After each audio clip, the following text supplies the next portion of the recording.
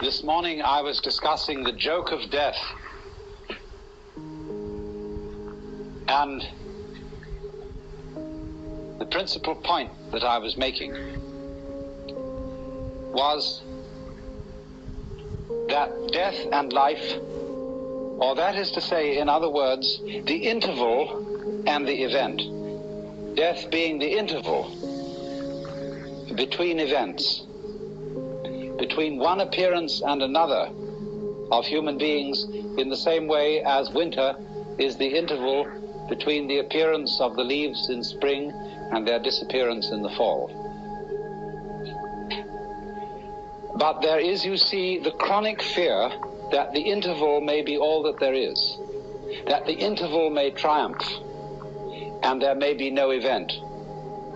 And I was trying to show you that there is a polarity between the event and the interval between events, in such a way that you can no more have the one without the other than you can have the crest of the wave without the trough. And that this goes on and on and on in endless cycles, where there are small intervals making up small intervals and waves, which group together and make up a set of intervals and waves, and they in themselves constitute the crest of a larger wave with a much longer trough.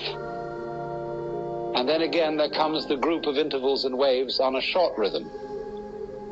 And that this thing that goes like, you see, like this, you see, that this thing in its turn is the crest of a still greater wave, and that the nature of being is that this is the scheme of things. But the joke about it, what makes it exciting, is the constant anticipation that there might not be anything again after the interval, that it might all come to an end.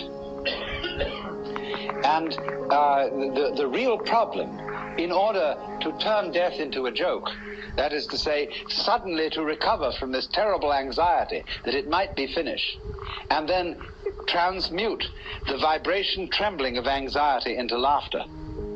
It is the same thing. Only the trembling of laughter is the trembling of anxiety seen from a different point of view. Now, what are the things that are obstacles to our being able to see that? It's almost as if life were itself a guru. And you know how gurus throw out tests to their students to see if they can pass these various initiations, all of which require nerve in the face of some formidable obstacle. All fairy stories are full of this. And so life itself throws out all kinds of reasons for supposing that we are faced with something serious instead of something playful. And I want to discuss with you a few ways which in Western history this obstacle has been thrown out, and how we today are bamboozled by these obstacles. In the history of Western civilization, there have really been, in the past 2,000 years, two dominant mythologies. One has had a long run and the other has had a fairly short run. But they are both ways of terrifying you so that you won't see the point. But at the same time, they are perhaps not merely negative things, but challenges, barriers of the same kind that a guru would offer. For example, in the study of Zen, each koan is referred to as a barrier. And if you can pass the barrier, you see, you get in. But the function of the teacher is to put the barriers up to see how you'll react to them. So, in a way, we could say that the two great mythologies which have dominated the Western world in the past 2,000 years are two barriers. The first, of course, is the Christian mythology. And in the Christian mythology, the individual is made to feel that he is strictly on probation, that he does not really belong, that if he is at all a son of God, he is so by adoption and grace. He isn't really one of the family. Let me explore the theology of that a moment.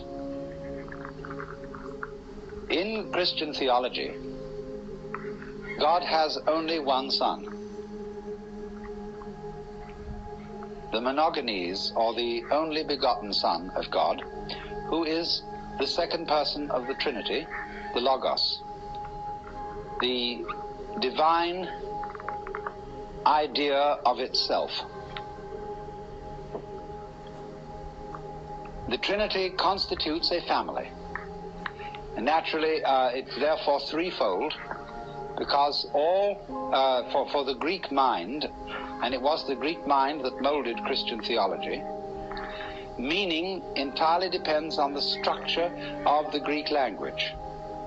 And Greek, in common with all Western languages, and indeed also Sanskrit, from which it is derived, has a sentence structure in which there is the subject, the verb, and the predicate.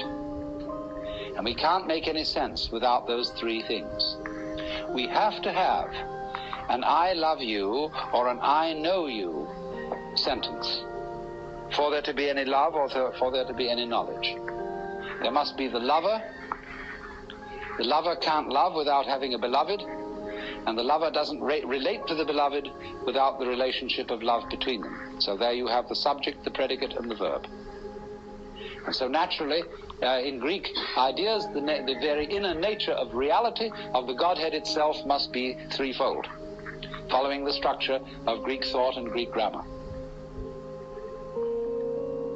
So,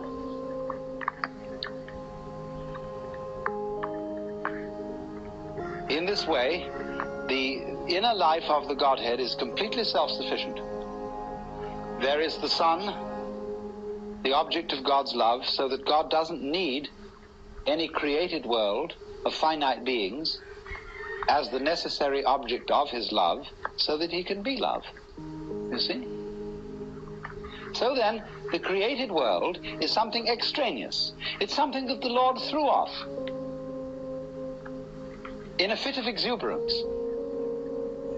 And although it is very much beloved by him, he doesn't in any way depend on it. He, in a sense, fathered it, but he fathered it out of nothing. It had no true mother. And so, in a way, it's an orphan.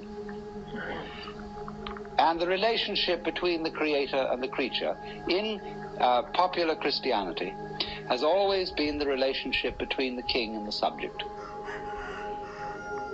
And the relationship between the king and the subject is very, very strange, estranged, because the king, in the archetypes of kingship which existed in the Near East in ancient times and upon which this theological imagery was originally modeled, the king was really afraid.